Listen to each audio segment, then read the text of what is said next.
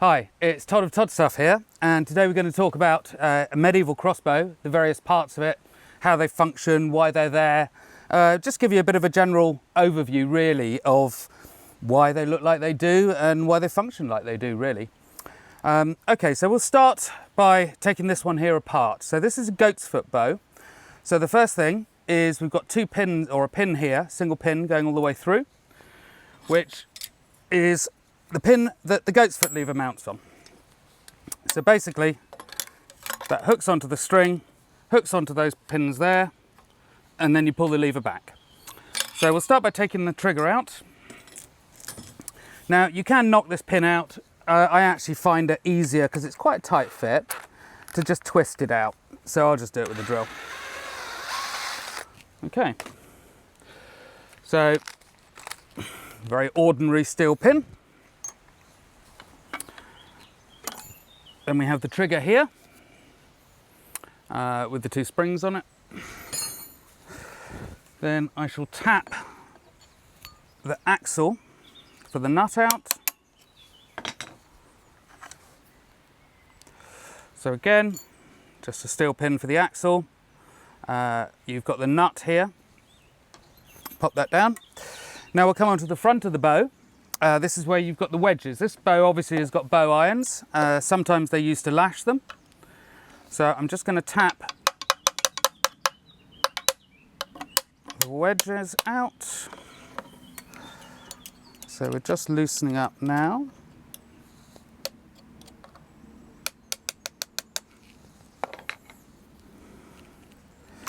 Okay, so we've got two wedges. I'll talk about those again, as I said, as we put them all back together. And then we've got the two anvils, and these are what lock the whole bow together.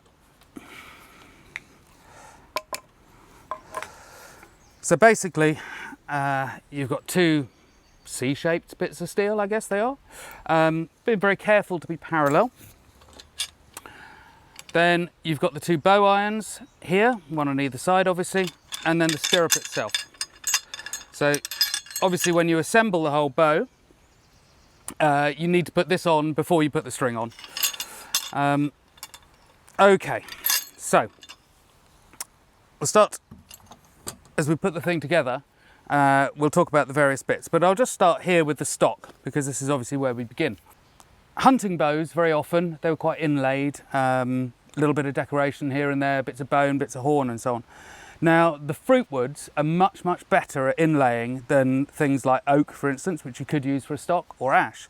So it tends to be that pear and cherry, particularly pear, they were the favoured woods for more inlaid bows, because you just get a neater result on the inlay, cutting it through. Ash is a very tough wood, it's very fibrous, and basically when you try and set inlays into it, which you can do, but it tends to rip a lot easier, so your edges don't tend to be so clean and so nice. Also, there's obviously, as you can see, a very prominent grain here. So actually it's the grain starts to speak a little bit, whereas, you know, if you've got a posh bow, it's the inlay that you really want to talk, and the applied decoration. Now, ash is a phenomenally tough wood. So it is a standard European spear shaft, axe shaft, arrows for war bows, hammers, pickaxes and so on, various bits of cart. It's a very, very tough wood, so it makes it very good as well for crossbow stocks, because obviously you don't want the thing to break. So this one here is ash, just a European ash. Then you've got a socket here for the nut. The nut fits into that. Now, again, what you don't want, you see you've got an axle here for the nut. Now, what happens when the nut spins, it creates vibration, because it's not perfectly weighted because of the way the teeth are. It's not like a wheel, which is on a car, which is perfectly balanced. A nut is not perfectly balanced, so it vibrates quite a lot when it rotates fast. Also, some of the resultant forces, if you mess up your trigger system slightly, some of the resultant force can actually go upward. It depends what you've done and how you've done it. It shouldn't do if you get it right, but it can do. So what that means is that this wood here around the nut is actually quite vulnerable, and it can crack out. So what they used to do is put plates on here. On a hunting bow again, you'd put a horn plate. On war bows, you put a steel or a brass plate. That really is just there to strengthen it. Then at the front, again, the bow is of course angled. The reason it's angled is that you want the string to just touch the top of the bow. We'll come to why you want to do that in a moment, but you want the string to just touch the top of the bow. So that's actually why the bow is angled. If the bow was straight within the stock, then there'd be a massive cant on the string like that, bending it over the stock, and you'd lose an awful lot of efficiency off that. Now, because the socket here is angled, what that means is there is, or can be, if your bow irons are not properly done, but also if you have a lashed bow, then there definitely is, a resultant force going that way. So what you tend to get, or can get, is a split coming down the wood here. So to resist that, you'll see almost always in museum bows, you'll see a steel pin going through from the top all the way through to the bottom. And that is there to pin the front of the stock together and to stop it splitting out. I didn't used to do that in my early days. I didn't understand what the pin was for. I didn't feel there was a need for it. Yeah, clever old me. Clearly our ancestors knew better. And I had a couple of bows which split at that point. And it is one of those things. As soon as you see that split, you go, that's why they put the pin. So anyway, so we have the strengthening pin at the front. Now then, we'll put the thing together. So, we have a stirrup here at the front. Now this is a goat's foot bow. You load it using a lever action. You don't hand span it, as you may imagine, by putting your foot in the stirrup and pulling the string up, because it's too powerful. I mean, this one is around about 400, 410 pounds, something like that in draw weight. So it's a powerful old thing. No way you can span that by hand. So you have to ask why they put the stirrup on, and I honestly can't tell you. Sometimes in manuscript pictures you will see people loading the bow with the goat's foot in one hand and they're pushing on the stirrup on the other, so it does have a sort of a leverage function. I don't do that, and I'm sure there were lots of people who didn't at the time, but nonetheless they seem to put them on. Now what you'll also find is you put a mark on the centre of your string. So that tells you, when you're putting the bow back together again, where it needs to be. So the bow is now centred, and actually you need to find that spot, because these bows are hand forged, which means, to the best of my ability, of course, I make them balanced, but they're never going to be perfectly balanced one side to the other. So you can't just measure it and set a mark and say that's it, it's done, because the bow may or may not shoot perfectly straight. So what you do is you start to shoot it and you adjust the bow position slightly until you have that centre mark or centre position where it's shooting perfectly, and then you put a mark on the string. So whenever you assemble it next time, you know that it's right. Okay, so we're in the centre there. Now, I'll put the first of these anvils on. Now, the system, the wedge system, sorry, I live near Bryce Norton, so we've got some military jets coming over. The first of these anvils goes in, then the second one goes in. And what these are for is if I put these wedges in, the wedges, I've done a video on this actually, but the wedges are opposing wedges with exactly the same angle. So the more you drive them in, the further they spread apart. So in that way, you get an enormous clamping force. I've got no idea how much, but you know, it must be half a ton or something. It's a massive clamping force. If there was no anvil there, then what would happen is that the wood would just give way each time. So we've got the first of them in there. So the anvils are to protect the wood. Now we've got those two pins in there. I check again to make sure that the string is centre. And I just push those anvils, wedges in slightly by hand. So actually it's now reasonably tight.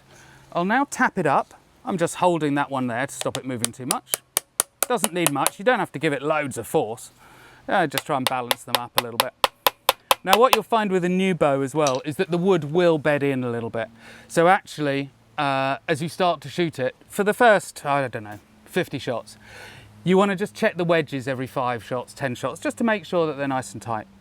If you find that the wedges become too loose, then, and actually you can't tighten the system anymore, then what you can do is you just put a shim in. So you just find, I don't know, 1 mil or 1/32 bit of steel or brass, doesn't much matter. And you put it between an anvil and one of the wedges, and that just spaces everything out again, and it'll allow it to lock up. So I've now got this set. Now, when you shoot your bow, if you find that the bow shoots a little to the left, then what you do is you actually knock your bow, or you loosen the wedges, but you move your bow to the left. So if the bow shoots left, you move the bow left in the stock. But do it with just a couple of millimeters, 16th of an inch. Try it again, do 2 or 3 shots, just as you're zeroing a gun or something. And then just see how you go. But really, you should be looking for something which is fairly central, within about 5 or 10 mil, really. Okay, so that's all back together again now. Absolutely fine. I shall pop the trigger in. So I'll get that in first.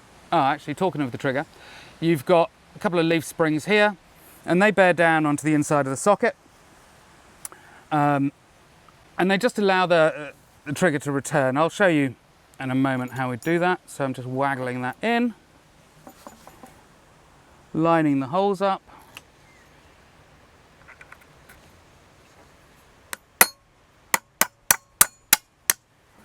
Now, I like to leave my pins tight, but loose enough to get out. Now, the reason for that, everything works good, the reason for that is that triggers do wear.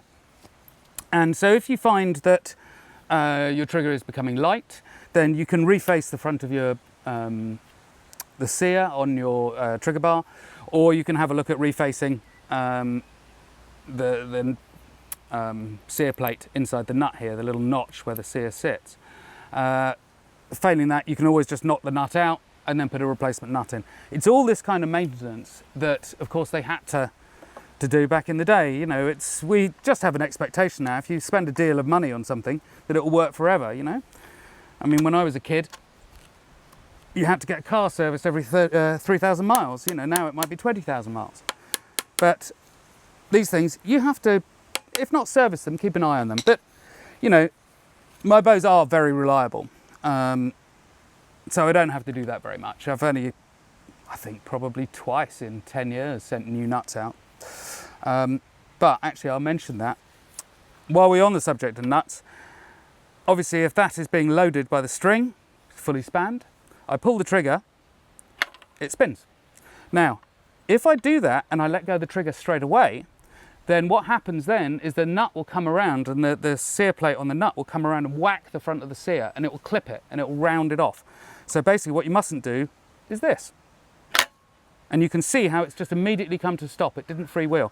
Now, if it's doing that fast, it's going to be whacking each time the sear plate on the sear, and you'll be rounding things off. So you've got to, when you shoot a bow, you pull the trigger and you keep it pulled until the nut stops rotating.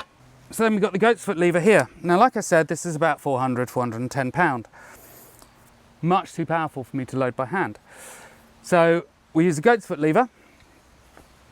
I'll do another video about those, I think. And what you do then is you just set the nut into this position here. So it's actually the string hitting the back of the nut and rotating it down that locks the trigger. Nice, positive trigger engagement there. You know it's done it. Okay? So then I do this standing up usually, but you pop the goat's foot on, make sure it's nicely centered, and you just pull back. And there we are, we're engaged. Do not ever dry fire a bow, all right? It won't damage the steel bow, but it is really not good for the string. So what you can do now in this situation, I've cocked my bow, I don't want to shoot it, just move your leg against the trigger, obviously holding the goat's foot back so that you don't let go of the force. I've now pulled the trigger and I can just slide the goat's foot back. So that's it. A Todd Stuff 15th century munition grade bow. And actually what I would say about it, it's very plain, it's very boring. There's two good reasons for that. One, it's military, why waste money on it? And the other is actually, I don't know why they did this, but sort of the Western European styles were much more boring. So even in Spain, bits of Italy even, but certainly England, Flanders, France, we tended for more boring bows. If you go to sort of Bohemia, bits of Germany and so on, then the bows become actually, well, different technology, but they become much more elaborate. And again, northern Italy, for instance, Genoa, they're much more of those styles. I don't know why there was such a differentiation in the styles. It's just the way it was. But I think part of that, actually, in England, for certainty, the bow was more of a functional weapon. And in places like Genoa, as an example, being a crossbowman was much more of a status thing. And if you're a thing of status, a person of status, you need kit of status. And that it might be as simple as that, really, that, you know, these things were just not rich enough for them. So there you are. A medieval 15th century munition bow. Boring, very functional. Thank you very much.